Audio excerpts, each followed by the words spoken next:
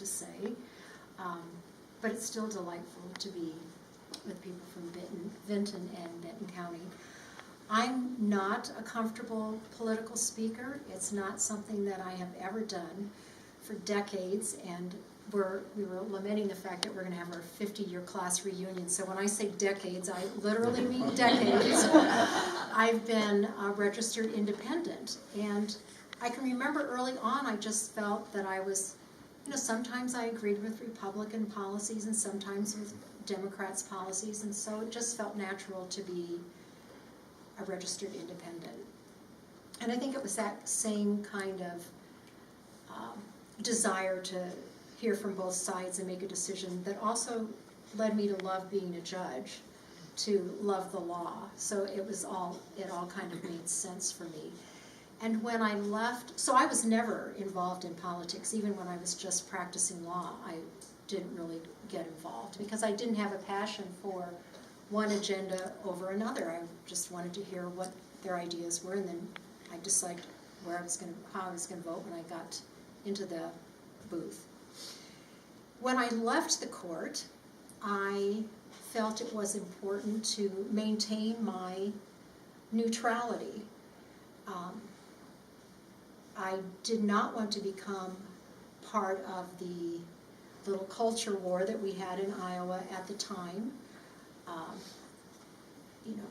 Our decision was not a political decision, and I never wanted to give anyone the idea after I left the court that it was anything other than that. And I was happy to remain neutral because it was the easy way to go.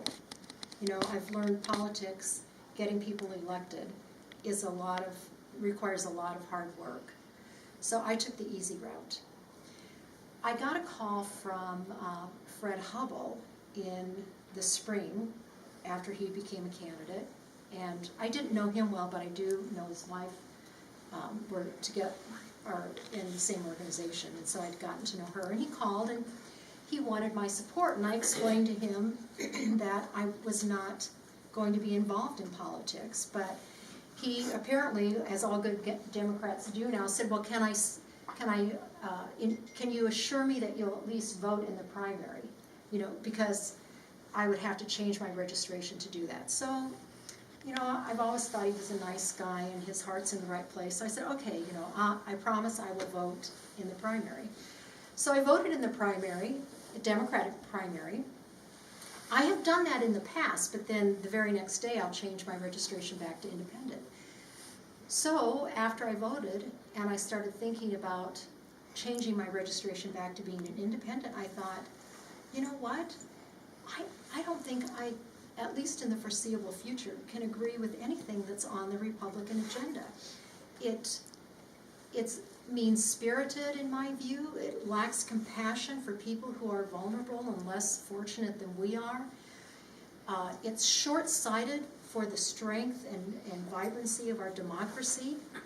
And I just decided, no, I'm a Democrat. And I'm going to say I'm a Democrat.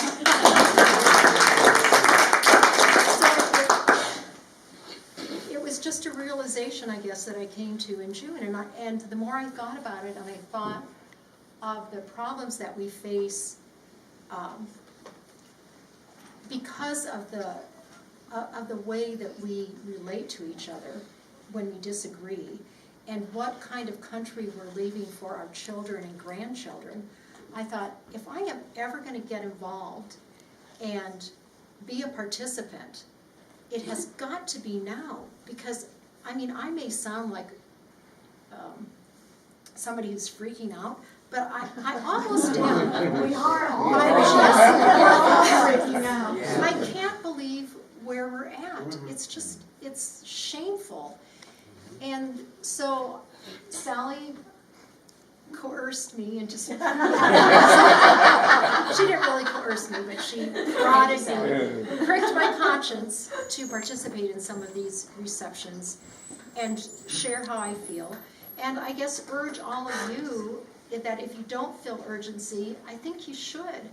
And I think it's going to require all of us to do something between now and Election Day, and on Election Day, to urge our friends and family or people we don't know to get out there and vote, and hopefully to vote for an agenda that cares about people, that cares about the truth, that cares about the ability of not just our America to continue, but the world. I mean, we're talking about real issues that we're facing with climate change, and something's got to be done at the local level, and that as well as the national level. And that's one reason why I was really happy to come back to Vinton and help Polly, because I think it all starts, you know, with the states. There's a lot of things states can do to ensure that their citizens are well educated and have health care and fair laws, and do what we can do on a local level to help